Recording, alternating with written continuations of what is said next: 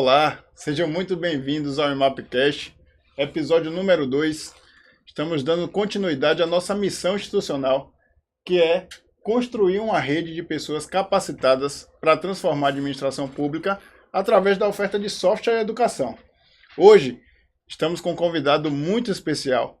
Tratamos no primeiro episódio sobre controle interno. Hoje, vamos dar uma visão do controle externo. E estamos aqui com o professor e doutor Clodoaldo Anunciação. Vai falar aqui da sua experiência, da sua trajetória. E ele nada mais é de que mestre em Direito pela UFBA e doutor pela Universidade de Paris I, a famosa Sorbonne. Doutor, seja muito bem-vindo, muito obrigado por vir aqui no nosso episódio. O IMAP está com essa proposta de trazer pessoas que na sua área de atuação façam alguma diferença. Eles construam ali na sua formação, na sua atuação, o senhor como promotor de justiça, né, do Ministério Público da Bahia, um outro olhar sobre a atuação da administração pública, a gente conversar um pouco, não só sobre a sua atuação, mas como o senhor enxerga a administração pública hoje, falar um pouco sobre sociedade, falar sobre outros temas, para que nosso espectador aí descubra que pessoas que atuam na administração pública estão contribuindo para o crescimento da administração pública municipal, que é o que o IMAP faz, são pessoas normais, pessoas que são pais, filhos, sobrinhos, pessoas que atuam, de certa forma, nos bastidores aí, fazendo com que nosso país ele prospere, a gente vá para frente a partir de uma pequena atuação. E eu queria saber do senhor aí, como é que está funcionando essa sua atuação, saber também do seu projeto, né? Que o senhor tem um seminário aí para fazer. Eu vou dar a palavra agora, já falei bastante, e aí eu vou querer agora ouvir um pouquinho do senhor, saber como é que estão aí esses projetos e ouvir um pouco do seu conhecimento. Então, olha, primeiro eu quero agradecer a você, Diego, a Rafael que está aqui, o nosso amigo Jaildo, né, e toda a família, né, a Boboreira, a família IMAP também, agradecer a Fernanda que está aqui no apoio, agradecer ao público que está nos ouvindo nesse momento, que vai ter acesso a esse conteúdo, dizer que é uma satisfação estar aqui discutindo uma temática tão relevante e também com uma instituição também que tem já a sua presença no mercado, a sua presença nesse meio de uma forma equilibrada, de uma forma séria, propondo soluções. Então, isso nos honra muito estar aqui discutindo. Esse conteúdo, com certeza, vai chegar a muitos, né, telespectadores, em vários momentos também. Não chega de imediato a todos, mas aí as pessoas vão buscando esse conteúdo, vão multiplicando. Então, para mim, também é uma satisfação grande estar aqui com todos vocês. Obrigado, doutor. A satisfação é toda nossa. A gente ficou muito feliz quando o senhor aceitou o convite de estar aqui, ceder um pouquinho do seu tempo, corrido, precioso, e estar aqui conversando com a gente é um motivo de muita satisfação. Obrigado. Agora, conte pra gente um pouquinho como é a sua trajetória. Olha, eu tenho assim, bastante carinho nessa trajetória. Profissionalmente, eu vim do Banco do Brasil, né? Comecei como funcionário menor, aprendiz no Banco do Brasil, na época com 13 anos e 8 meses. Depois me transferi para o Tribunal Regional do Trabalho, passei um bom tempo lá, passei quase 10 anos no Banco do Brasil, depois mais 4 no Tribunal Regional do Trabalho, como técnico judiciário, e agora estou no Ministério Público já há mais ou menos 24 anos, e nesse percurso também tive a oportunidade de ingressar em uma outra instituição que eu tenho muito carinho, que é a Universidade Estadual de Santa Cruz, que eu já leciono lá por volta de 20 anos. Então, essa é a minha formação assim, profissional, né, que eu fui seguindo nesse caminho. A universidade e a academia também me proporcionou a oportunidade de me qualificar como mestre na UFBA, como doutor pela Sorbonne, e isso me auxiliou muito, tanto na carreira como na vida, né? Como pessoa, eu sou filho de Dona Rita, de Itabuna, né? De Seu Antônio, né? Tenho família, então tenho muito orgulho também das minhas origens, muito orgulho dos meus pais, porque foi o que eles puderam me dar, comentava aqui com vocês há pouco, que foi a educação. Então, eu acho que o maior legado que o pai pode dar, ou os pais podem dar a seus filhos, é contribuir, incentivar, trabalhar para que eles tenham uma boa base educacional. se a pessoa vai ser promotora, se a pessoa vai ser médica, se a pessoa vai ser servidor público, se vai ser bancário, se vai trabalhar de forma informal. Nenhuma dessas profissões é melhor do que a outra. Eu acho que cada um busca a sua felicidade, busca onde pode sustentar sua família, onde pode sustentar seus projetos, e aí cada um é feliz no seu jeito, né? Então, é um outro ponto da educação que eu sempre chamo a atenção. Às vezes a gente dá muita relevância que a educação ela seja apenas quando a pessoa alcança determinadas carreiras, né? Determinado sucesso, e na verdade a educação ela serve para o indivíduo ter cidadania. Vou aproveitar o espaço para um momento que eu visitei algumas escolas e perguntei aos alunos, né? Olha, o que é que vocês querem ser na vida? E tô achando que eles, como eu era promotor e estava visitando lá, e eles diziam, não, eu quero ser promotor, eu quero ser juiz. Sim. E aí um menino disse assim, olha, eu quero ser cidadão.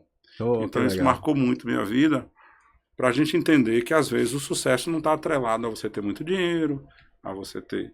É o indivíduo se formar mesmo com uma consciência cidadã, e independe mesmo da questão de quanto ele tem na carteira, quanto ele tem no banco. Sim. Evidentemente, se a pessoa tiver uma vida mais confortável, mais próspera, Sim. é melhor, passa por menos atribulações. Sim. Mas a gente, enquanto sociedade, precisa valorizar todas as pessoas, todas as profissões. Então, eu fico muito feliz de ter esse histórico também familiar. Muito legal, doutor. A gente partilha muito dessa visão, né? A gente estava conversando aqui em off sobre isso. E não é o que a gente é, obviamente, é o que a gente faz. Sim. Mas como é que o senhor teve a ideia, lá do Banco do Brasil, falar, eu vou fazer isso, eu vou ser promotor do Ministério Público? Eu queria saber também, eu acho que muita gente que está assistindo a gente tem essa dúvida, o que é que o Ministério Público faz? O que é que um promotor do Ministério Público faz? Mas antes me diga, como é que o senhor teve essa ideia? Eu vou ser esse Olha, cara. Para lhe ser sincero, nessa fase de vida, às vezes quando você é jovem, eu mesmo não pensava, até porque eu não tinha nenhuma referência familiar de um tio, de um pai que era promotor, delegado, advogado, eu não tinha essa referência. Meu pai era chapista e minha mãe era porteira de um colégio. Então, eu via as pessoas e aí, pelo incentivo dela, estudava de bolsa na escola particular, minha mãe era porteira. Então eu não tinha essa referência de assim, vou sonhar, vou ser promotor, vou ser juiz, não tinha. Com o passar do tempo, você vai ganhando digamos assim, aquela consistência educacional, vai, digamos assim, melhorando, né, enquanto aluno. Eu nunca fui um aluno brilhante, mas nunca fui um mau aluno também. E minha mãe sempre me incentivou para o estudo. Então, quando eu concluí o científico à época, tinha o vestibular. Mas tinha, por exemplo, eu poderia ir para uma escola técnica, que era um outro segundo grau. E eu me lembro muito bem que um amigo, que hoje é colega aposentado do Ministério Público, doutor Oscar, ele era policial, estava já fazendo um concurso para promotor. Eu cheguei na janela dele, lá no Jardim Primavera, e disse assim, e aí, o que é que você me sugere para fazer? Eu disse, rapaz, eu acho que eu estou querendo ir para uma escola técnica que tinha em Uruçuca, Mark, né? E ele disse, olha, veja, você já está fazendo o segundo grau. Então, se você for pré-mark nesse momento, é um ótimo lugar, uma instituição perfeita, mas você vai fazer um outro segundo grau. Por que você não vai para a universidade? A UESC é aí, tem curso de Direito. E aí, eu disse, então tá bom, vou fazer Direito, já que eu sou um bom aluno, vou tentar o vestibular Direito, e passei. Fica uma lição para quem nos assiste, né, os jovens, que às vezes a gente é aconselhado e bate o pé, né? Se eu porque meus amigos todos vão querer ir para lá, eu vou, porque eu não sabia, alguém mais experiente que já passou por aquele caminho. Cortou o seu caminho, né? Se a pessoa vai por uma estrada e diz a você assim, olha, vai ter um buraco ali, você vá por esse caminho e ali você tem um desvio, você passa ali, aí eu vou por a estrada desburacada, não. Então eu fui, aí fiz um bom curso de Direito, que é a UESC, que é uma excelente universidade, tive muitos bons professores, procurei ser também um aluno mediano, né? O que é que às vezes eu falo com minha filha, olha, seja mediana, seja ali o que é necessário, e dentro dessa questão da disciplina de ser mediano, você vai buscando um degrau melhor. Consistência, né, doutor? Você vai tendo ali a base, e aí você daquele degrau, você vai pulando. Às vezes você quer ser brilhante demais, se frustra, fica naquela competitividade de que eu ser o melhor, né? E isso aí acaba lhe trazendo angústia, ansiedade. Então, sempre mediano. Depois, tive a oportunidade de já estar no Banco do Brasil, então eu fiz a faculdade já trabalhando no Banco do Brasil, e tenho muito orgulho disso. Trabalhava de manhã, às vezes estudava de manhã, ia para o banco de tarde, já saía do banco para a universidade e voltava às 11 horas da noite. E isso de segunda a sexta era nesse ritmo. Então, tenho muita alegria disso, de perceber que a gente, na educação, a gente precisa, como eu disse, ter consistência, Sim. ter visão de futuro. Então, quando você me pergunta, como é que eu pensei? Realmente não. Depois, quando eu estava no Banco do Brasil, passei no concurso do TRT, fui para o TRT, fui chamado a primeira vez, estava concluindo a faculdade, não pude ir, pedi para ir para o final da fila, e aí esse final da fila me chegou no melhor momento possível da minha vida, que quando o banco começou a dar uma turbulência, pegar uma pessoa de um canto e jogar para o outro, eu fui. Sim. Quando eu cheguei lá, eu vi, aí sim eu já tinha mais consciência, Sim. eu vi que muitos juízes do trabalho já tinham sido oriundos do Banco do Brasil. Sim. Sim. Ou seja, então é possível chegar lá também. Aí Sim. comecei a estudar para concursos, para delegado, para Sim, juiz, para sim. juiz do trabalho. E aí você vai tendo a consciência disso e conseguir passar. Então, às vezes, o caminho nosso ele não está exatamente delineado ali. Algumas pessoas já têm o seu caminho delineado, como eu disse. Já tem um histórico familiar, Sim. já são preparados para aquilo, Sim. tem outro padrão de vida, tem outras oportunidades, e ali a pessoa já só basta Sim. levar o jogo ali tranquilo e chutar pro gol. Outros vão ter que Buscar as oportunidades, Isso. ter consistência em tudo que faz, que é óbvio que tem essa modéstia do senhor falar sobre ser mediano. Eu particularmente não acredito. Primeira vez que eu não acredito num convidado. Mas, brincadeira, mas tem essa ideia que a gente precisa realmente, às vezes a gente diminui a nossa atuação, mas não é fácil ser consistente. ritmado, Seguir né? um dia, outro dia, eu tô cansado, mas eu vou pra aula. Pra aula. É isso aí, eu Tem que acho que estudar. é uma coisa que faz toda a diferença. E então esse cara aí que mal sabia o que fazer, ouviu um conselho de um vizinho ali da janela, foi parar na Universidade de Paris. E a atuação no Ministério Público, conta um pouco dessa continuidade aí pra gente. Aí, no Ministério Público a gente tem uma opção melhor, né? Aí você vai tendo consciência, então a Constituição dá ao Ministério Público muitos poderes, ao promotor, aos procuradores, e, consequentemente, também muitos deveres. Sim. Dá os direitos também, é um cargo excelente, todo mundo fala, eu quero ser promotor, ganhar bem, tem uma série de vantagens, com certeza. É um emprego que eu considero que eu estou feliz sendo promotor. Ele traz muitos deveres. E você precisa, dentro desses deveres, retribuir à sociedade, dentro do possível, com o seu trabalho. Também dentro de uma lógica, de uma consistência, sem muita perfumaria, sem muito negócio. Você tem que chegar lá e fazer seu trabalho. Sim. Ou seja, se o membro do Ministério Público chegar no seu lugar e fizer o trabalho dele, já é muito. Porque ele tem poderes para isso, para corrigir as distorções, as desigualdades, as injustiças. Então, a Constituição dá uma certa garantia ao promotor para que ele possa atuar em favor de alguma causa, né? Sim. Então, não é para ele se envaidecer. Talvez traga mais responsabilidades até do que assim, vantagens, porque você ali é observado pela comunidade, você vê tremendas injustiças. Sim. Então, defender quem é forte, rapaz, é a coisa mais fácil do mundo.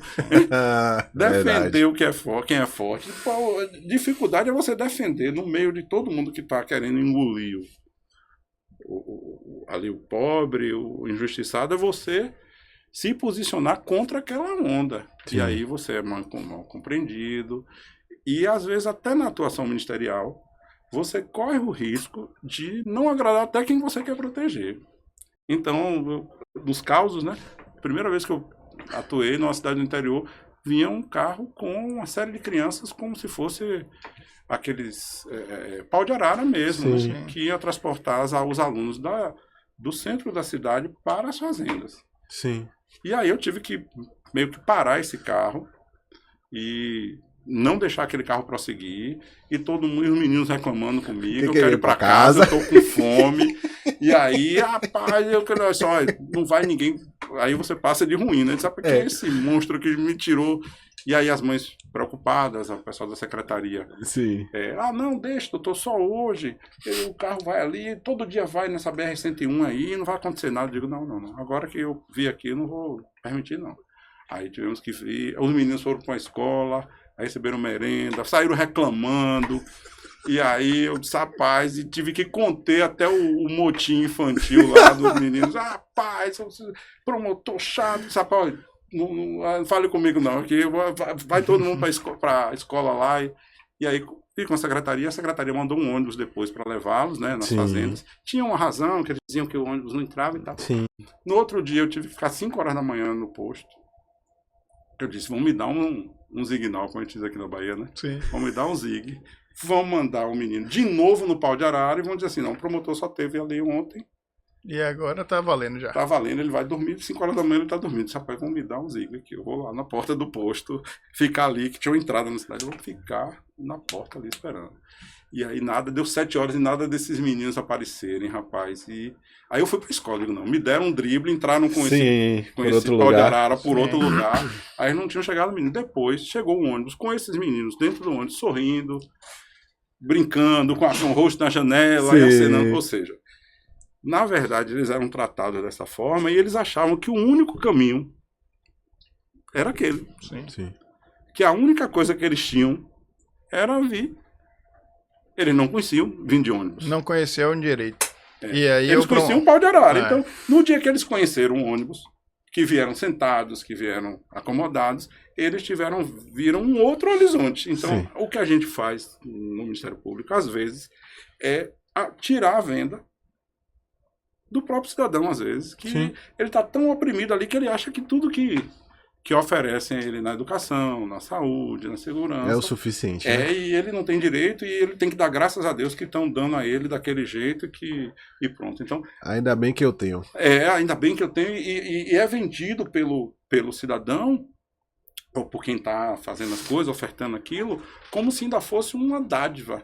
Dá ao cidadão aquilo que é direito dele, de uma forma equivocada ou de uma forma bem aquém do necessário, e ainda vender aquilo como se fosse uma coisona, né? Perdão, é para o nosso público entender, uma coisa maravilhosa. Então, o papel do Ministério Público também é esse.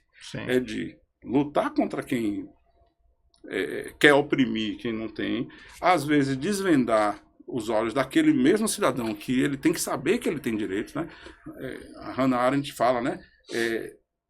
O indivíduo tem que saber que que a pessoa tem direito a ter direitos. Não adianta escrever na Constituição e não tem. Mas eu queria deixar bem claro que o Ministério Público não faz isso só. Porque às vezes dá também aquela sensação de que o promotor ou a promotora é uma super-homem, uma mulher maravilha, e isso é péssimo. Certo. Porque numa sociedade como a nossa, você precisa de todo mundo. Então, nós estamos gravando um podcast aqui, nós temos uma técnica, nós temos não sei o quê. Então, tem uma pessoa que cuidou do estúdio. Então, na sociedade também, nós precisamos de todos. Às vezes, a gente tem essa visão equivocada.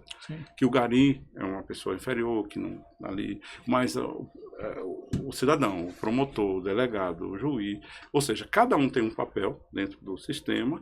Se cada um desempenhar minimamente bem, as coisas funcionam. Eu me alonguei, mas e a gente faz também essa visão hoje, eu acho que o Ministério Público tem adotado essa postura, Tribunal de Contas, né? A gente tem discutido muito sobre isso, de se apoiar também, né? Fazer esse papel fiscalizador, garantidor de direitos, como o senhor relatou no seu caso, mas também ser instrutor, ser direcionador, ser condutor de um processo. E de se aproximar mais, né? Diminuir um pouco essa roupagem do distanciamento que existe entre esses órgãos institucionais, que sempre tiveram essa roupagem de ser órgãos fiscalizadores e, portanto, com um viés mais punitivo, e tentar aproximar um pouco mais, né? Tanto o gestor, o servidor, quanto o cidadão, de qual é, de fato, a atuação vai muito além disso, né? Que você está falando aí, de mostrar os seus direitos. Eu não estou aqui só para... Não estou em busca só da punição em si, mas é muito mais na ideia de defender um direito e de fazer com que esse direito ele de fato possa ser usufruído, né? Isso é bem importante porque aí entrando, né, no trabalho que a gente fazia, os órgãos, eles cada um tem o seu protagonismo, que tem seu papel, mas esse protagonismo depois tem que ser o protagonismo da coletividade. E o cidadão brasileiro tem que compreender isso. Então, quando você vira um promotor entrando em atrito com um defensor, com um delegado, isso é péssimo. Sim. Isso é péssimo. Esse jogo de vaidade, essas coisas, péssimo.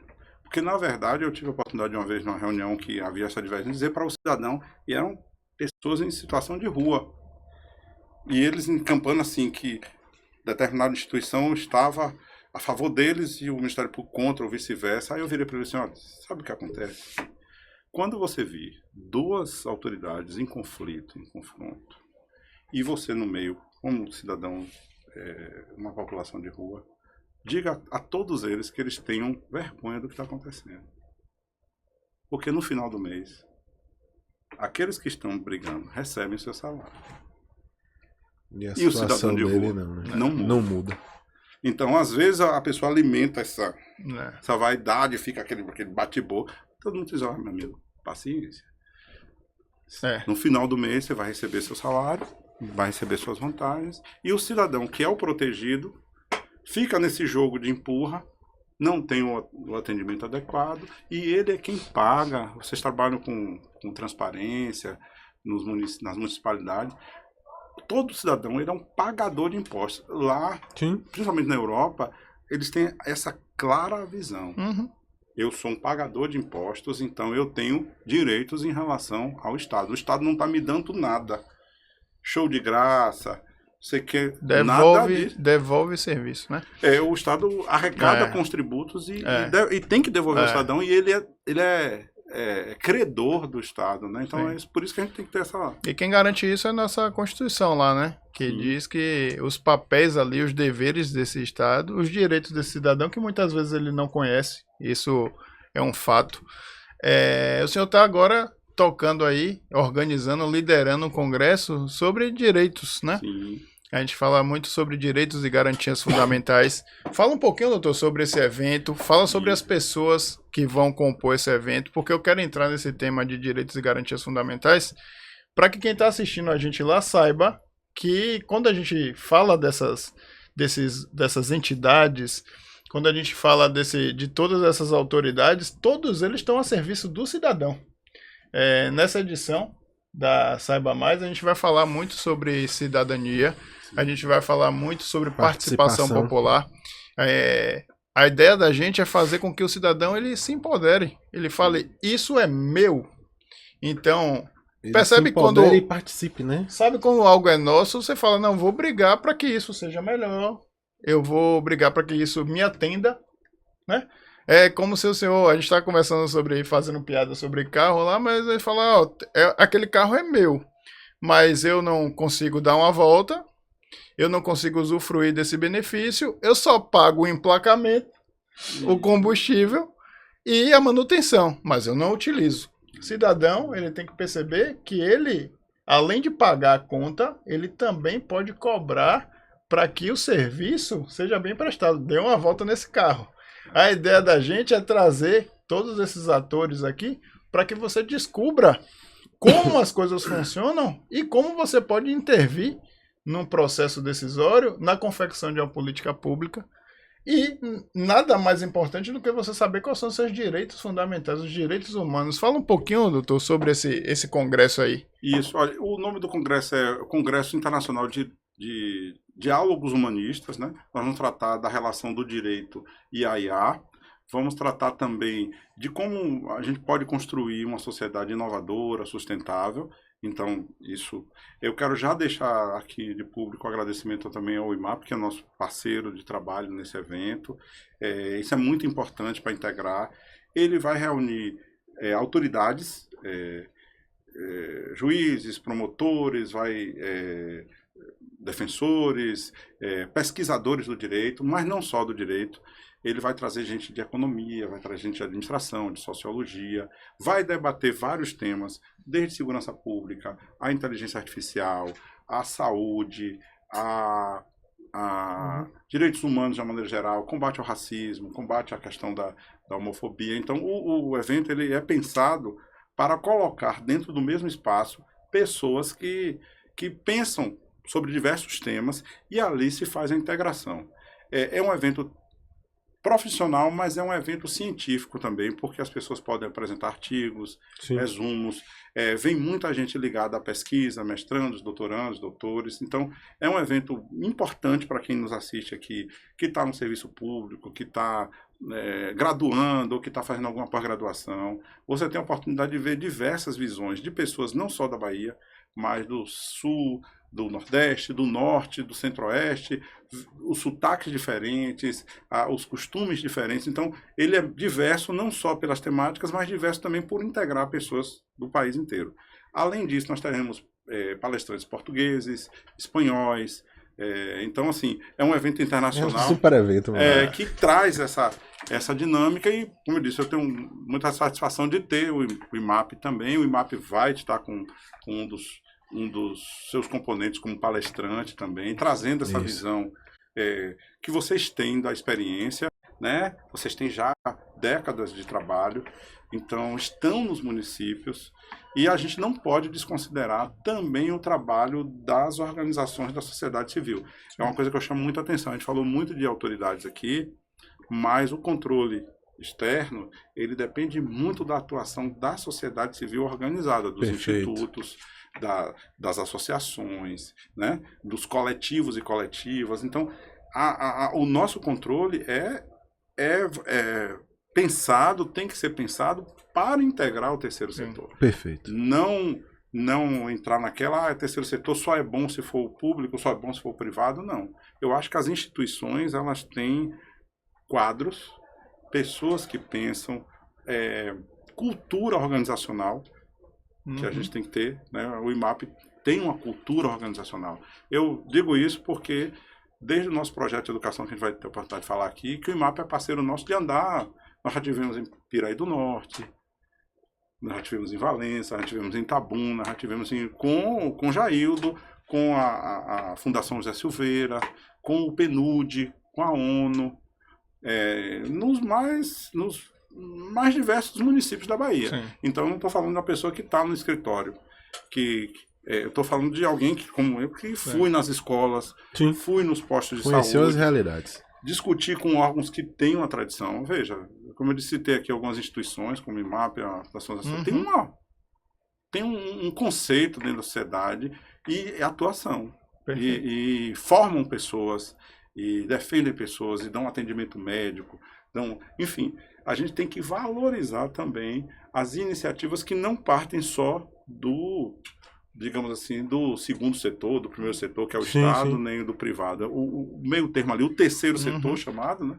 Ele tem que ter... E quem quiser participar desse evento, como é que faz? Nós temos uma inscrição no Event 3, né? Que é Diálogos Humanistas, né? Se você procurar ali, o Event 3 é uma plataforma, como tem o Simpla. Event 3, se joga lá Diálogos Humanistas. A gente também tem um Instagram, diálogos.humanistas. Que vai ser quando, doutor? O evento? 16 a 18 de outubro. Vai ser no Hotel Mercury, em Salvador. São 3 dias de evento. É um evento denso. Ele tem vários momentos de descontração, mas é um evento de discussão, é um evento de debate, não é um evento festivo. Então, é algo para a pessoa sair técnico, como eu disse, pessoas altamente qualificadas, né? De diversas instituições. Então, a gente espera que esse evento possa trazer também para a cultura da Bahia melhorias. É o caso, é o primeiro. Esperamos fazer isso em 2025, etc. Perfeito. Quando falando de direitos, como estávamos falando agora, né? Sobre direitos dos cidadãos de um modo geral, como é que o senhor entende a relação entre o acesso à informação, a lei de acesso à informação, a transparência e os direitos dos cidadãos, direitos fundamentais? Isso, olha, nós temos uma lei de 2011, né? Temos 23 anos de lei. Ela demorou para ser implantada, porque foi, digamos assim, a fórceps, né? A implantação dela foi a fórceps, porque não interessaria muita gente de ver dados transparentes, de gastos principalmente, do poder público. Então, mas ela também com o avanço da internet. Sim. Então, se o indivíduo não botar lá, alguém tem acesso, publica. Então, assim, vem à tona de qualquer forma. Então, a lei de acesso à informação, ela legitima o cidadão a buscar a informação em qualquer órgão público, autarquia, né? Eu revisei aqui a autarquia. Quem tiver com o dinheiro público envolvido, ele é obrigado a prestar conta.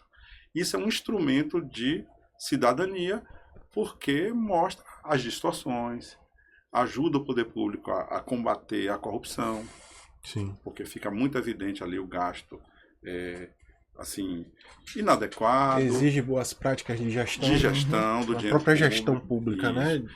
Exige que eu tenha mais cuidado como eu vou usar esses recursos, em como eu vou prestar um bom serviço, qual a obra que eu vou fazer, se vai ser com a melhor qualidade. Escolhas, né? Exatamente. Eu acho que ele trouxe essa possibilidade que já era prevista, né, na Constituição, mas ele trouxe essa roupagem aí melhor do direito ao acesso à informação enquanto transparência dos dados efetivamente, né? Não só transparência dos dados de uma forma ativa, mas é a possibilidade do cidadão questionar, né? Dele perguntar e ter o direito de resposta sobre determinadas informações.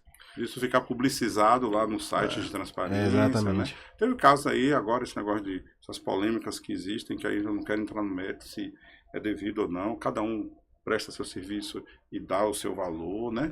Então não vou entrar nessa polêmica de dizer que é totalmente errado, mas às vezes tem questionamentos de valores elevados para determinadas festas, etc., enquanto o município passa por alguma calamidade. Eu vivi isso em Itabuna, na época da dengue, e se tiver alguma pessoa em Itabuna vai saber disso.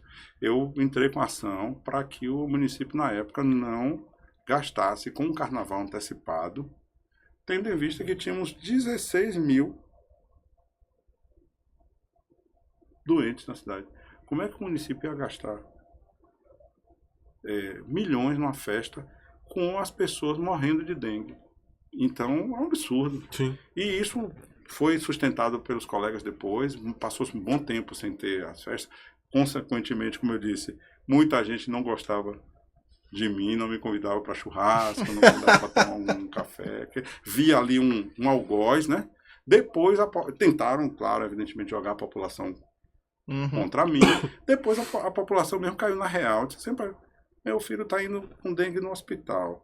Eu chego lá, o hospital diz que tem dificuldades com soro, com atendimento, com médico, e eu vou concordar de pagar não sei quantos milhões numa festa? Depois a própria população começou a questionar o poder público e que aquilo não estava certo. E aí eu que era o vilão, as populações, muitas vezes as pessoas me encontravam e diziam, doutor, isso está certo, olha, continua. Que era uma pressão enorme. Nós vivemos uma pressão em Itabuna na época da dengue brutal, né? 16 mil pessoas doentes, algumas mortes ali nos municípios. Então, esses agravos, e aí veio depois um posicionamento do TCM, etc., dizendo que não pode fazer festa, ou não pode fazer festa com um valor muito alto, quando aquela comunidade está passando por um agravo, uma enchente, uma seca, uma epidemia. Sim. Então, isso foi consolidando esse entendimento, aí vem da transparência. Né? Vem de saber quanto o município ia gastar naquilo. Com isso, você acaba trazendo a população para as discussões, né? A participação social nas decisões e nos movimentos, né, do que acontece dentro do município. Ela não fica tão à parte mais do que está ocorrendo na cidade. Esse ano, igual o ano passado, teve a atuação conjunta, né, do TCM com o Ministério Público a respeito dos festejos juninos. A transparência nos festejos juninos, porque, voltando um pouquinho para o ponto da lei de acesso à informação, veio colocar as coisas no devido lugar, prestar contas de quem é o dono da conta, que é o cidadão, é o povo, né? Logo no início lá da Constituição, o poder emana do povo, então que você sirva, seja representante do povo, mas mostra para ele o que está sendo feito, como está sendo feito e por que está sendo feito. No exemplo que o doutor deu, sou um cara totalmente a favor daqui as pessoas se divirtam. Eu acho que o lazer tem um espaço, mas no momento em que existe problemas com a saúde, e a saúde é um direito do cidadão, e aquele direito ele não está sendo legitimado porque eventualmente diz que é falta de recurso, e vamos realocar esse recurso para algo que seja essencialmente importante ali para a sobrevivência, e que se reveja o orçamento, que se reveja as prioridades, e a transparência eu acho que contribui com esse aspecto.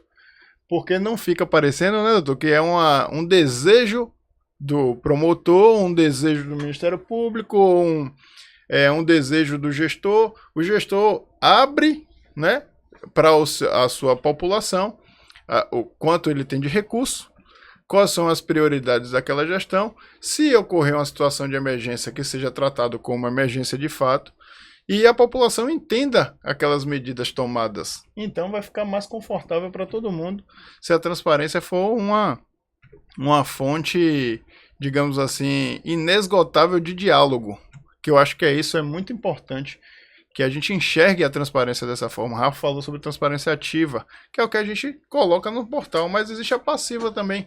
É aquela informação em que não está disponível, mas eu pergunto. Sim. Né? Aquele serviço que não está sendo prestado e eu faço uma reclamação. Então, como eu vou ao posto e não consigo ser atendido em X tempo?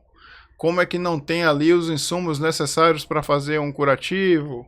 Os materiais não estão disponíveis ali, os remédios nas farmácias. Normalmente a gente vê essa atuação, o promotor chegando para tentar contribuir ali, para fazer onde, faz o quê, como é que organiza, mas eu acho que o senhor teria um pouquinho menos de trabalho se o cidadão participasse do processo enquanto ele não estoura. Isso. Enquanto a emergência não acontece, a importância do cidadão ajudar também os órgãos nesse aspecto. Aqui eu faço um registro, e aí não podia deixar, em 2008, eu trabalho, mais ou menos 2000, 2004, eu trabalhava em Camaquã. E eu comecei lá a visitar as escolas e os postos de saúde, e os hospitais. Eu ia, fazia um formuláriozinho, chegava, as pessoas primeiro se assustavam, né? Um promotor ir no hospital.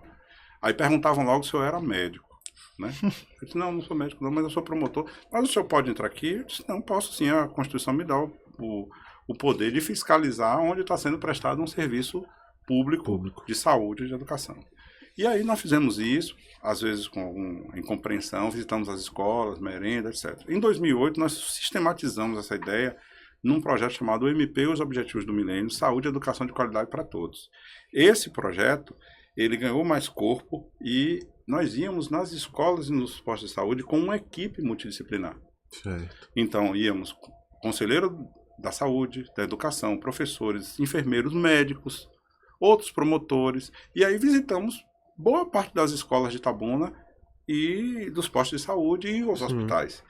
Lá naquele momento, essa queixa de que eu não tinha habilidade para estar ali da saúde caía por terra, porque eu estava ali com um enfermeiro. Sim. Que era do Corém, ou estava com o fazia médico. Parte ele olhava no posto se a vacina estava refrigerada adequadamente. Tal. Na escola, estava com o conselheiro de educação. Perfeito. E isso tinha esse caráter de preventivo, porque nós visitávamos a escola, 8 dias depois a gente chamava o diretor e mostrava as fotos e uma ata da visita. E dizíamos a esse gestor o porquê que está assim, por que a merenda está lá sem validade, por que a carne do sol está cheia de bicho lá, por que não tem extintor na cozinha, né? Por que não tinha aula, por que o banheiro estava sujo. Imagina um banheiro sem tampa, um banheiro sem assento. Então, às vezes, a atuação do Ministério Público ela tem que ser um pouquinho mais focada nas coisas. E isso deu muito resultado lá, porque o diretor nos dizia o que é que estava ao alcance dele, o que é que não estava, a gente oficiava o secretário, o prefeito. Pouquíssimas vezes a gente ajuizava uma ação. Me poupava muito de ter que entrar na justiça para resolver aquilo. Claro. E eles percebiam depois, os diretores perceberam, que nós estávamos do lado deles. Sim. Porque como tem muita gente boa, querendo que dê certo, professores, gestores, as merendeiras, ascensor, tudo que está ali na escola, as pessoas estão ali querendo que dê certo. Sim. E muitas vezes, por um fator, às vezes acima da vontade deles, não dá. Então, quando o Ministério Público, Às vezes um fator burocrático. cola e exige aquilo ali, alivia para aquela pessoa de criar um problema político com o gestor e tal. E isso deu certo, tanto na saúde como na educação. Isso foi multiplicado na Bahia. Muito legal. Quase 100 municípios, a gente chegou a ter quase 100 colegas fazendo isso, 100 cidades que fizeram isso. Com criações de comissões, né? Não dizíamos qual é a escola e o posto de saúde que visitaríamos naquele dia, reuníamos no Ministério Público e íamos em algum lugar que não estava declarado. Então, claro, a pessoa inteligente, o gestor, viu que a outra escola foi visitada e que aquilo ali foi visto, ele tratava de melhorar no dele, porque não era a nossa intenção lá prender ninguém, não era desmoralizar ninguém. Então, se eu chegasse na escola e não tivesse problema nenhum, porque ele viu que na outra a gente fiscalizou aquilo, o efeito multiplicador era para a criança. Vou dar um exemplo do que parece pequeno e que atinge várias pessoas. Um bebedouro. Sim. Se um bebedouro tiver quebrado na escola, você pensa, não é uma besteira, é um bebedouro. O bebedouro serve a 3 turnos. Sim. Ou 2 bebedouros. Um turno que passa com um bebedouro quebrado, são 100, 200 crianças que não podem beber água. Sim.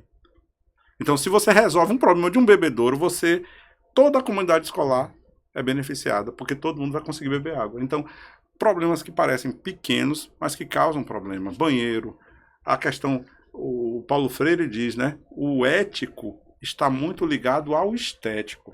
E pasmem, nós chegamos em escola em que os alunos estavam da metade da sala para trás, porque estava chovendo e a chuva caía exatamente de açoite dentro da sala. Negócio assim, bizarro, chocante, rapaz, que gerava indignação. Doutor, para a gente não dizer que não falamos flores, isso. Nessa atuação, o senhor me contou em off que tem também muitos casos também de pessoas engajadas, envolvidas, e que também eram modelo para outros que queriam fazer uma atuação destacada. O senhor vê que não só esse entendimento que aquele direito existe, e também essa ideia do acesso à informação que dá às pessoas esse conhecimento. O senhor acha que mudou, melhorou o cenário de como o senhor começou para cá? E qual foi a importância da lei nesse contexto da transparência? O que o senhor acha? Porque assim, eu vejo muitos casos na Bahia positivos, né? Escolas modelos, eu vejo gestores engajados.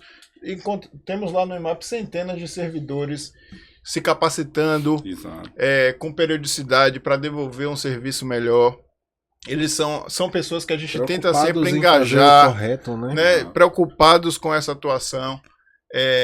Como é que o senhor vê esse cenário? As pessoas hoje estão mais atentas? Existe um ponto de melhoria? O senhor tem uma visão otimista sobre esse cenário nos municípios? Como é que é a sua visão? Eu tenho uma visão otimista. Eu acho que os exemplos estão aí. Quando, numa escola, por exemplo, para dar um exemplo, o diretor se engaja. Olha aquilo que eu falei de ser o mediano e ser o correto. Se o professor vai lá e dá a aula dele, para o aluno é o que ele precisa. Se o coordenador pedagógico prepara as ações pedagógicas para que dê certo, e aí o gestor, o diretor, o secretário de educação, todo mundo faz, ótimo. Vou dar um exemplo. Quando a gente começou esse programa, nós mandamos um questionário para as escolas e perguntamos quais as autoridades tinham visitado as escolas. Sabe qual foi a nossa surpresa? Ninguém visitava a escola. Eles quando diziam o conselho tutelar, certo. Diziam a ronda escolar, mas eles não falavam secretário, não falavam coordenador, não falava promotor, não falava juiz, não falava defensor, não falava delegado, não falava ninguém. Sim. E aí nós guardamos e tabulamos isso à época. Sim. Até porque, com o argumento de que a gente estava lá, e por que você está aqui, não sei o que, tá... eu perguntava à pessoa, vem cá, e você já esteve lá? Sim. Ah, não, mas é porque eu não tenho tempo. Tá vendo aí que você não tem tempo de ir na escola? Então, gente que fala de escola sem nunca ter pisado na escola, é o que nós temos muito. O cara escreve linhas maravilhosas, ele nunca pisou numa escola rural. Ele nunca pisou numa escola de periferia. Ele nunca viu a realidade do estudante. Então, eu acho que tem melhorado, e a sociedade também, nessa transparência, tem que cobrar dos falsos profetas. Essas pessoas também que chegam nos lugares querendo doutrinar de uma coisa que não viram. Então eu também me surpreendi, porque eu também era um dos que não ia lá.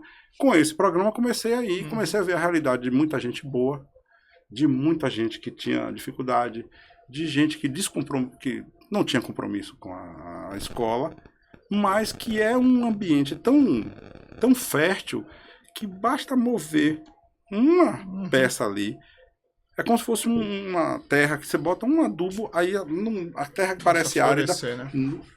Aí você descobre talentos, você descobre Sim. pessoas incríveis, professores incríveis, diretores também comprometidos, que davam muito mais do que o salário deles, ficavam lá sábado, domingo, escolas maravilhosas.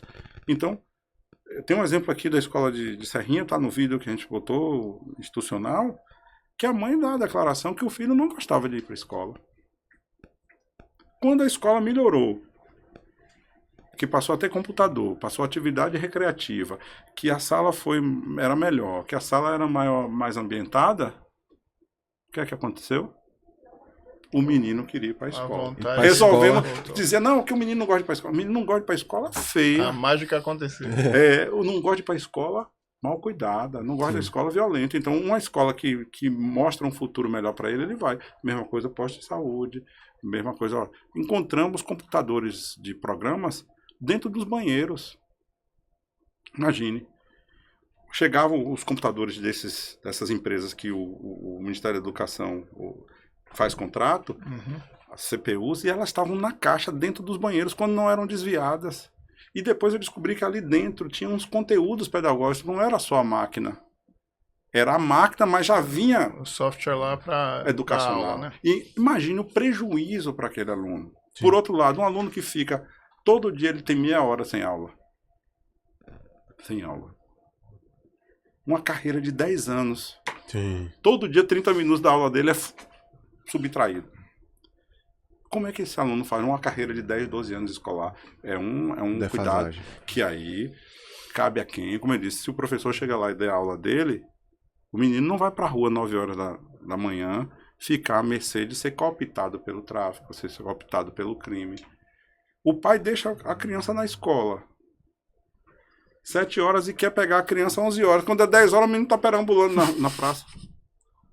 De quem é a responsabilidade disso? Então, e essas pequenas coisas também precisam ser feitas. Então, aí eu digo, melhorou porque o cidadão está mais antenado, houve capacitação, houve investimento público sim nas escolas, as escolas têm uma boa estrutura, agora, nenhuma escola se movimenta se não tiver um gestor e se não tiver um aluno, um alunado e um grupo de colaboradores engajados. Então, sim. A transparência existe, ela por si só não faz o resultado, ela ajuda a construir o resultado. Ela é um mecanismo. Mas ela fiscaliza. Porque não é aquela coisa, ninguém é santo, ninguém pode ficar sem fiscalização, não. Todos nós temos que ser fiscalizados. Todos. É humano. Você tem que ter alguma coisa que ele... Você fiscaliza e presta contas. Presta conta. Nenhuma instituição, nenhum Ministério Público, todo mundo tem que ser fiscalizado também. Sim. Porque senão a pessoa vai ficar, não, eu estou acima do bem e do mal. Não. Todo mundo vai ali, uns têm uma função, e sempre deixando um legado. Sim. Trago mais um exemplo de capacitação, só para que a gente ilustre bem para o nosso telespectador. Sim. Tivemos em Bom Jesus da Lapa em 2019. E aí eu entrei em contato com um procurador da República, que era de Guanambi, doutor Adnilson. E aí decidimos visitar uma escola. A escola realmente, quando a gente chegou lá, por alguma situação catastrófica, estava o caos, porque tinham liberado os alunos, a gente ficou assim... E a colega já tinha passado lá e tinha feito esse programa lá com diagnóstico e tal. A gente chegou lá e disse, bom, eu sou substituto aqui, o que é que a gente faz? Vamos pensar alguma coisa para essa escola, já que daqui a 6 meses nós não vamos estar mais aqui. Se a gente for reformar a escola, não vai dar tempo. Né? Aí decidimos propor ao município uma capacitação para os professores, para os gestores ou futuros gestores, atuais e quem quisesse ser gestor. Engajamos a UNEB fez um projeto de pós-graduação de 500 e poucas horas. Excelente. O município tinha recurso, acho que do Fundeb, alguma coisa, que veio aquela época que veio a devolução, que tinha que empregar parte em pessoal, parte em capacitação. Foi mandada uma lei para o município, Envolvemos a Câmara, o município, a universidade. Resultado, de 2019 a 2022, mais ou menos, veio a pandemia, foram formados mais ou menos 50 gestores. Legal. Com 540 horas de capacitação. Pela UNEB, né? Pela UNEB, com módulos financeiro, pedagógico, social, ou seja, não é assim, vou formar um gestor, não. Uhum. O gestor recebe uma verba desses PDDE, eu não sei mais. E aí, como é que ele movimenta essa verba? Uhum. Como é que ele aplica? presta conta? Perfeito. Ele mesmo não sabe, então ele tem que ser capacitado, Não. e vocês fazem isso. Sim. Capacitado a empregar correto. Não é má fé, às vezes Não. ele não sabe. É isso aí. E aí, esse projeto que foi feito Ministério Público Estadual, Ministério Público Federal, Câmara, Prefeitura, UNEB, outros órgãos de lá, capacitou no município de Bom Jesus da Lapa 50 pessoas, mais ou menos, que concluíram um curso em nível de especialização. Sim. Então, às vezes, a gente também tem que deixar a semente, nós não ficamos lá, Sim. mas depois perguntamos Sim. a respeito disso e as pessoas levaram e fizeram. Nós acreditamos que a educação como uma semente, de fato, né? Fazemos esse trabalho Tá no nosso DNA, né? no nosso dia a dia. A gente vê que o senhor falou sobre isso, cada um dando a sua contribuição ali. A gente brinca que é o Consistente. trabalho, A gente vai voltar a falar sobre isso. trabalho de consistente. formiguinha, né? Que a gente fala sempre. Eu gosto muito de uma filósofa que é Lucilena Galvão, que ela fala sem pressa e sem pausa. Sim, Sempre ritmado, né? Sempre fazendo, Ali. sempre O fazendo. cara pensa, e Diego, tá fazendo aquele projeto ainda? E, rapaz, o cara encontra você no shopping. E aí, eu me encontrava, né? Olha, e aí, tá com um projeto aí do negócio do milênio, né? Que o pessoal chamava projeto do milênio. E, rapaz, a gente tá estamos indo para outro lugar. A pessoa percebia nitidamente que não era um fogo de palha. Sim, claro. Aqui eu estou usando termos bem Não. comuns para que a gente entenda. Não era fogo de palha você começar algo e não terminar. Coisa que a gente precisa ter como cidadão. Sim. Comece uma coisa, termine. Perfeito. Né? Eu sou Capricórnio. Termine. Você termine. É para fazer o quê? Não, faça o que é necessário. Eu vou fazer uma coisa mágica. Não. Ô, fulano, me perdoe, você não precisa fazer Precisa mágica. ser não. feito, né? Não, faça aqui, é para tirar esse celular daqui. Feito é melhor bote que aqui, perfeito. isso, bote aqui, não precisa enfeitar, não. Tá ótimo. Exatamente. Então, às vezes, a gente também quer. A gente vê escolas da arte, Sim. baixo de árvore, professor ali com giz, pó de giz, mas os alunos têm a consciência que aquilo ali é a melhoria da vida Sim. deles, É o melhor né? que tem disponível no momento. Para eles mudarem de vida. Eu estou aqui graças à educação, como eu disse. Sim. Se não fosse a educação, se eu tivesse entrado nessa vibe, os jovens que estão aqui me ouvindo, se eu entrasse na vibe de ficar festa e não sei o que, minha mãe me mandando estudar, e eu vou para aqui, que eu tenho um coleguinha aqui, eu provavelmente estaria numa situação diferente. Não estaria podendo aqui multiplicar isso. Perfeito. Essa fala nossa aqui é para tentar multiplicar. Claro. Né? Então eu não estaria aqui. Sim. Eu estaria frustrado, amargo, às vezes, querendo culpar os outros pelos insucessos. Sim. Quando, na verdade, eu suas fiz próprias escolhas. decisões. Eu fiz escolhas. Então, aos 17 anos, mais ou menos 17 anos e 10 meses, o meu vizinho lá da janela, eu tive que fazer uma escolha entre ficar meio aluado, né? Uhum. Assim, né? Ou, como diz a gente fala, pegar a visão e dizer assim, não, eu vou, né? eu aprendo as coisas populares, né? Pega a visão, né? Ou pegar a visão, o público jovem, ou pega a visão e vai cuidar da sua vida. E não precisa ser jovem para isso, não. A qualquer momento a gente pode mudar nosso curso de... Nosso time, né? Peraí, eu vou mudar aqui. A gente brincava aqui. A bússola. Todo domingo, eu provavelmente, aí uma característica pessoal, era comprando folha dirigida, era estudando concurso, era vendo andando negócio, não sei o quê. Claro, custou às vezes um lazer, custou. Né? Custou. Custou. Aí você podia estar me divertindo mais, mas era um objetivo. Sim. Então, era uma escolha naquele momento. Não precisa ser demais. Se eu lhe disser que eu perdi noites estudando, eu estou mentindo.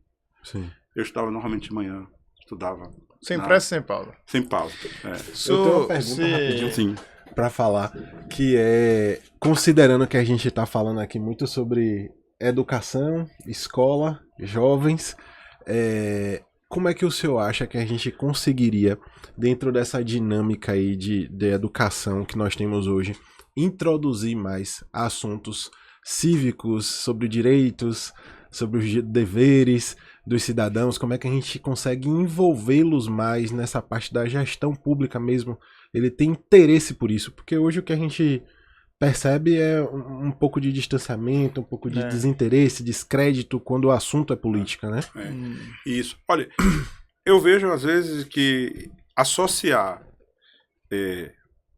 a discussão de direitos à chatice, né? Então, assim, se chegar lá um promotor, um delegado, um juiz, um professor da universidade para falar dos direitos, ele é um chato. Associam o conhecimento e a luta por direitos à chatice. Aí o indivíduo tem que chegar, às vezes, com excesso do lúdico. O excesso do lúdico, ele é problemático. Sim. E vou lhe dizer que eu tenho uma grande aversão à Semana da Criança em escola de adolescente. Imagina. Chegava para visitar a escola na semana de dia 12, eram os meninos destruindo a escola. E os professores todos liberados, e tinha pipoca na merenda, e refrigerante, era um caos. Ou seja, se é uma semana para ser uma semana de diversão, que bote diversões que sejam criativas, ou mesmo que seja aquela semana do saco cheio, mas não uma opção que a escola ficava à mercê. Pernas pro ar. Não tinha ninguém, aí era como se tomasse tudo e derrubasse tudo. Então, essa visão de excesso de lúdico, repare bem, excesso. Sim. O lúdico tem que existir. Sim. Mas a escola é um lugar de formação. Uhum. E isso aí eu não estou falando negócio de nada que é para botar menino para marchar, né? Nada disso. É um lugar de formação que o indivíduo ele sai ali apto com as ferramentas também para o mundo externo. Uhum. A escola, a universidade, ela é um aquário. Certo. É uma bolha. Eu digo muito aos meus alunos de graduação, é uma bolha. Aí o indivíduo reclama de tudo, e vai na secretaria, e vai no colegiado, reclama de tudo. Quando ele sai daquela bolha, ele encontra um mercado, Sim. um mundo duro, Sim. cruel, injusto. Aí ele vira um passarinho. Uhum. Que aí ele, cadê a coordenadora para reclamar? Capaz de ter coordenadora que precisa reclamar, não. Você se vire. Cadê a diretora da escola para eu ir lá com meu pai para querer bater eu com minha mãe? Eu vou lá para dar aquele gritinho lá Repare, eu também sou filho único, eu também sou mimado. Quando não fazem o que eu quero, do calundu, faço o bico. Mas eu que vou fazer isso no mundo moderno aqui, para ver o que é que eu levo. Então, às vezes, tornar o menino um passarinho, né? Sem dar a ele as ferramentas para ele ter, chegar, se portar nos lugares, saber reivindicar os direitos dele digamos assim, com a cautela, mas com firmeza, né? Sim. Sem ofender, sem agredir ninguém, mas chegar só... Sabendo o que pode e o que não pode, né? Quais são os seus limites. Esse é meu direito. Exatamente. Lá no IMAP a gente faz algumas capacitações educacionais, não só para a gente replicar conhecimento, mas também tocar o negócio, né? Cada um, o senhor falou sobre ser CEO da própria vida, CEO dos negócios, como o Rafael do IMAP, eu também tento dar essa minha contribuição na minha área de atuação. E lá a gente aprendeu um conceito que é começar pelo porquê. E isso norteou muitas das nossas decisões. A partir do momento em que o IMAP viu qual era o papel dele na sociedade, o que é que ele quer entregar, a gente tem algumas ideias, alguns projetos de levar para os municípios, né? E a gente tem tido muita adesão dos gestores, os secretários de educação, inclusive, sobre a gente levar esse tipo de matéria, esse tipo de conhecimento para o município.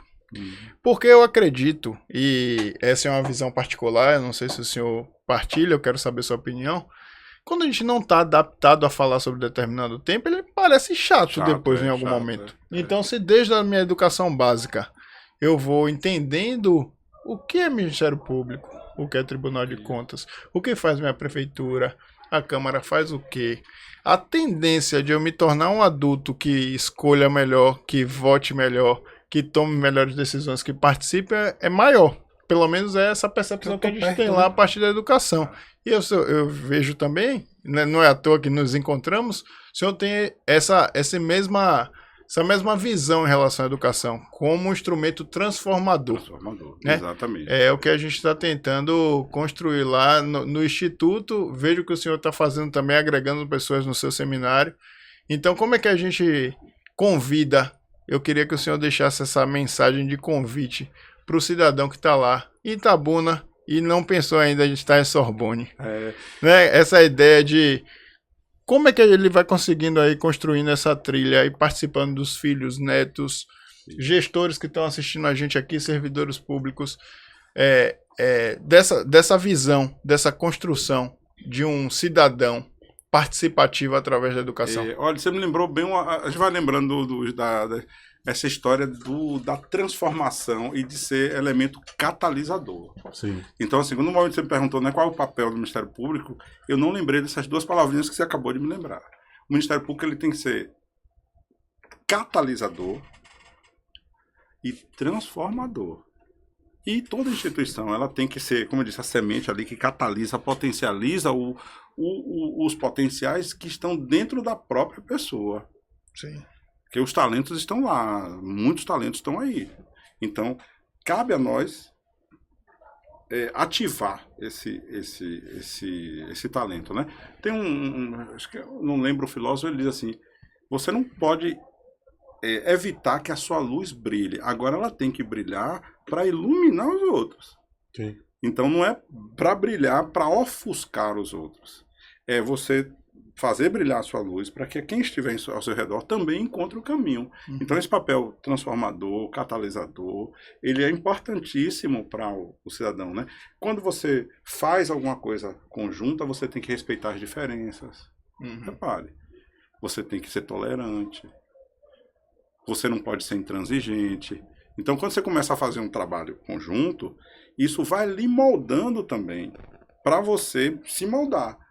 Porque eu não estaria aqui se eu fosse um indivíduo intransigente, não conhecesse Jaildo, Mônica da Fundação, e a gente não tivesse que dialogar para chegar a um consenso. Sim. Então, catalisador, transformador, tolerante, dialógico, aí entra por que o nome é Diálogos Humanistas? Porque é uma coisa dialógica, é uma coisa do diálogo.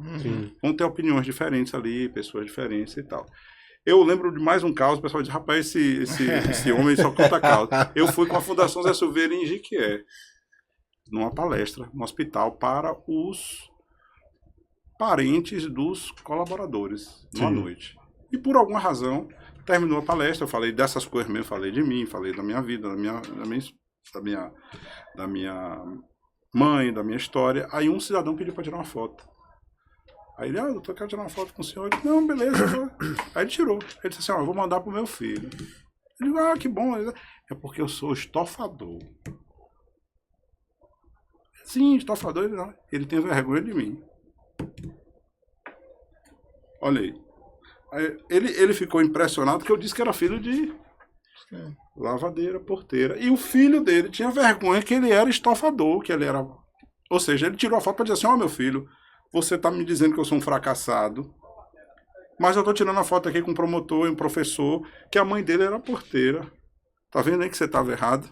Sim. Então, ali não é só transformar o jovem, é transformar também o adulto. Sim.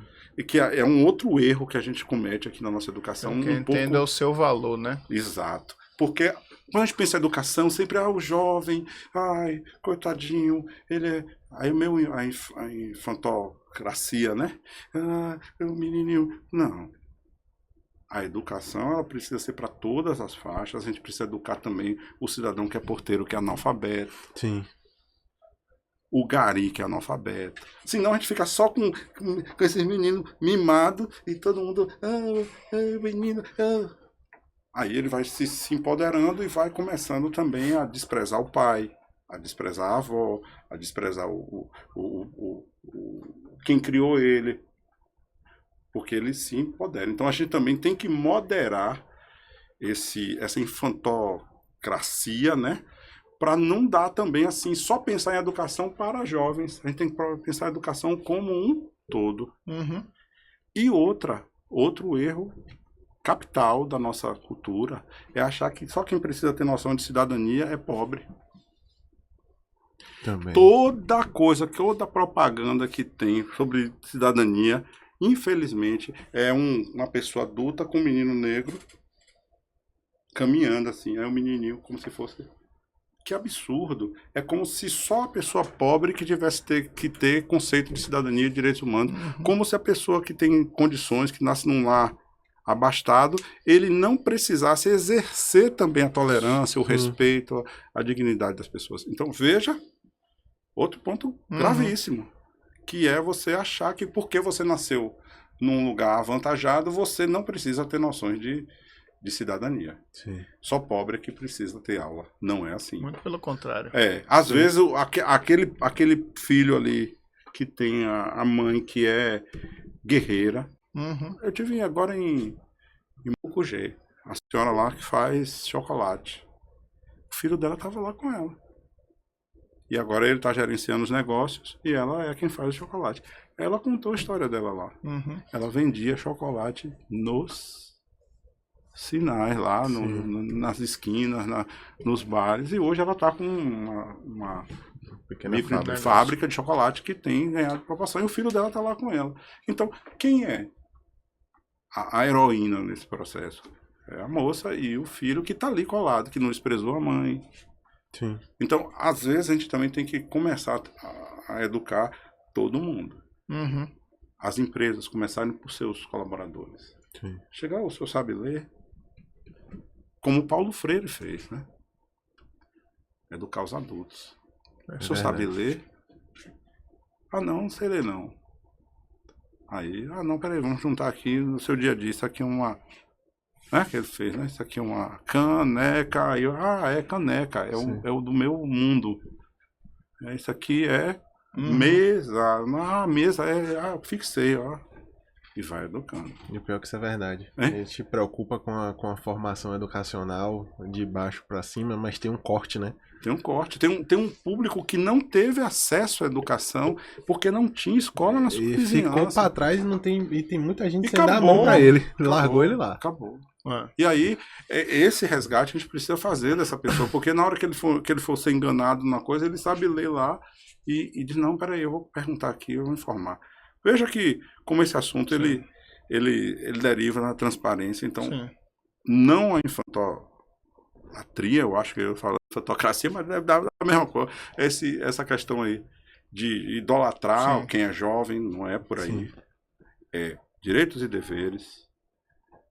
Aí, o adulto que não está alfabetizado, o indivíduo se desprender do seu mundo e ajudar as pessoas. Então, solidariedade, transformação, catalisação, tolerância, respeito, acaba gerando isso. E aí eu digo, se brincar, se a gente não tiver cuidado, a gente faz as mesmas coisas. Apesar de eu estar aqui falando, daqui a pouco eu estou agindo por impulso, como a sociedade me empurra para agir. Então eu também tenho que refletir, você falou aí, de porque é um conceito filosófico, né? A filosofia pergunta ou faz a sua base no porquê. O direito faz a base dele na resposta. Mas a gente tem que unir o porquê e a resposta. O direito só dá a resposta, agrade ou não. Então, às vezes, o direito não é suficiente para responder a tudo. Todas as perguntas. Tem uma filosofia que diz, eu sou porque nós somos, né? Exato. Então, essa ideia de coletividade, cada um faz sua parte, é essencial. Sim. O senhor, como professor de universidade, Sim. a gente estava conversando aqui mais cedo, o senhor acha que as universidades também podem contribuir? Tem o seu papel na relevância aí da... Sim, e elas têm feito muito. Olha, eu sou da UESC e atualmente estou na universidade, na UNEB. Tanto uma quanto a outra, elas têm um trabalho que precisa ser conhecido do grande público, né? Eu vou dizer, a UNEB, por exemplo, é multicamp. A UNEB está em praticamente todo o estado da Bahia. Sim. Isso é muito relevante. Uma universidade que chega no lugar, ela gera emprego, ela gera renda, ela gera conhecimento, ela forma pessoas.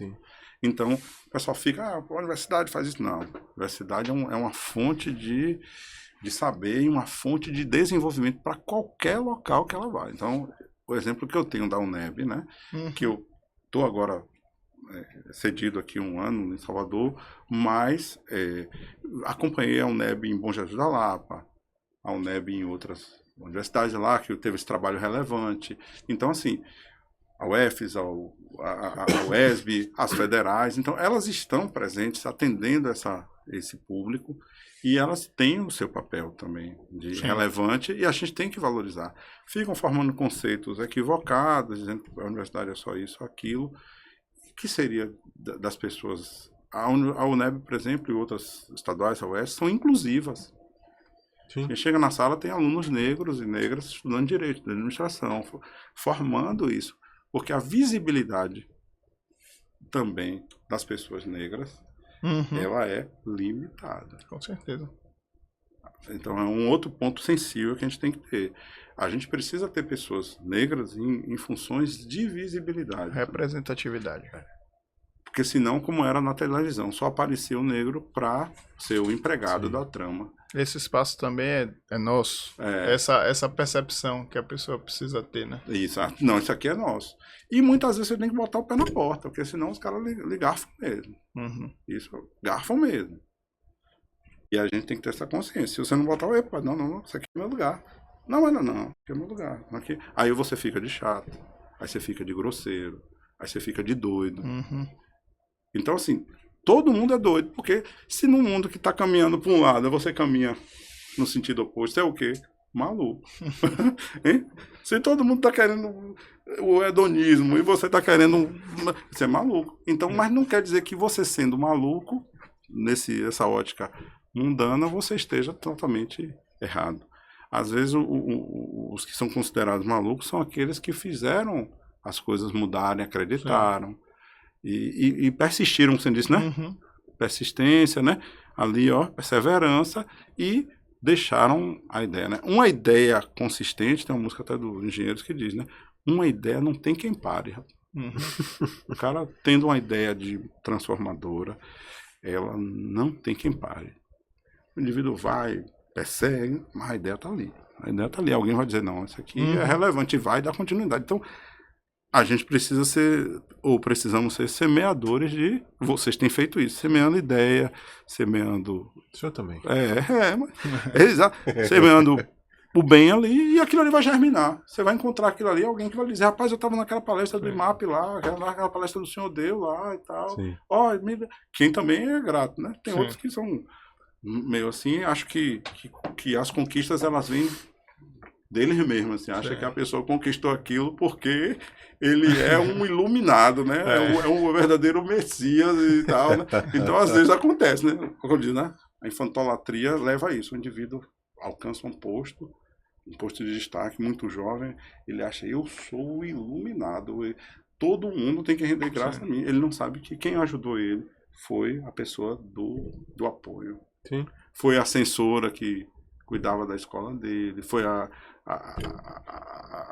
zeladora que limpava a sala dele, né? O gari, etc. Então, a gente tem que ter essa lógica, que é um pouco filosófica, utópica, né? Mas a gente dá para um bom papo, né? Mas foi bom, doutor. Eu agradeço o senhor por ter aceitado o nosso convite. Sim. Foi um bom papo sobre uma reflexão sobre sociedade, sobre união, sobre participação, né? Sobre progresso.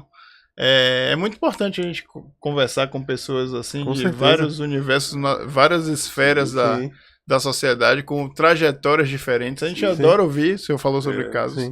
A gente está aqui querendo ouvir mais. Eu espero que você que tenha assistido a gente também, você encerra, mas você que tenha assistido a gente aqui, você tenha refletido também sobre esses aspectos da sua trajetória, né, do seu caminho, do seu interesse do que está acontecendo na coisa pública e como você pode contribuir. Essa edição do IMAPcast foi trazendo uma pessoa que viveu, né, em vários aspectos, trouxe exemplos de vários municípios, várias vidas que mudaram a partir de uma atuação, né, de um órgão, mas poderia ser a sua atuação, pode ser a sua atuação. Dentro do município, cada um fazendo a sua parte. Esse Saiba Mais vai falar sobre controle e participação social. Mande lá para a revista a sua pergunta, manda aqui para o doutor a sua pergunta se você tiver. Compartilha aí esse vídeo no YouTube. Rafa vai fazer o fechamento aqui, doutor, mas a minha participação, eu quero te agradecer. Muito obrigado por abrilhantar aqui nosso momento. Sim. Eu antes de encerrar, eu ia pedir para que ele fizesse mais uma vez o convite para o evento, seminário. Fala aí de novo aí o dia. Exato. Olha, eu quero aproveitar para convidar para o nosso primeiro Diálogos Humanistas, né, de 16 a 18 de outubro, em Salvador, no Hotel Mercury. Vamos estar com a participação do IMAP. de outros pesquisadores de vários lugares do Brasil e alguns países estrangeiros, muitas autoridades compartilhando também suas experiências. Quero aproveitar aqui essa mensagem para agradecer ao IMAP pelo convite. Eu adoro ficar falando desses causos aí, dessas coisas, e dizer a vocês que vocês têm um trabalho relevante, que quem estiver me ouvindo agora, nesse momento, reflita sobre sua vida, sobre suas escolhas, sobre seu futuro, sobre seus projetos. Todo mundo precisa ter um projeto de vida, e é possível mudar muita coisa na sua vida a partir de onde você estiver, né? Então é essa mensagem que eu deixo para vocês. Perfeito, doutor. Muito obrigado mais uma vez pela participação do senhor, por ter cedido o seu tempo aqui conosco. A gente teve um momento aqui muito legal, repleto de temas, reflexões, de temas importantes, muitos casos de fato, né? Que o senhor, com a carreira tão longa assim, a gente passaria aqui tranquilamente umas 4 horas só falando, contando os causos, as situações que o senhor já viveu. Então, assim, muito obrigado pela participação do senhor. Espero que todos que estejam assistindo também tenham gostado. Façam as suas reflexões, né? Tentem ajustar aí as suas rotas, se for necessário. Obrigado aí a todos pela participação e até o nosso próximo episódio. Até logo, pessoal. Até logo.